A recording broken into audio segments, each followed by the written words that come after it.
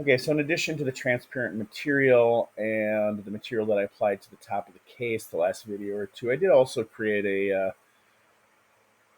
crystal material to apply to the cavern. So anyway, that said, I'm going to now carve out a hole or an area in the middle of the case to accommodate the cavern. And we'll do that the simplest way possible. In my modifiers, I will use a Boolean. And what I will do is, actually, hold on here, make sure I've got this selected, and I will add the Boolean.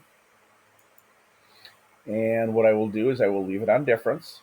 I will leave it on exact. And then for object, I will select the object that I want to subtract from it, in this case. And then I will simply select the drop down arrow and select apply. And that should do what we want. Now, it happened, but nothing appears to have changed. However, if we hide the cavern, we will see that there's now an open space in the middle of this mesh. So we will call that good for the moment and move on to the next step.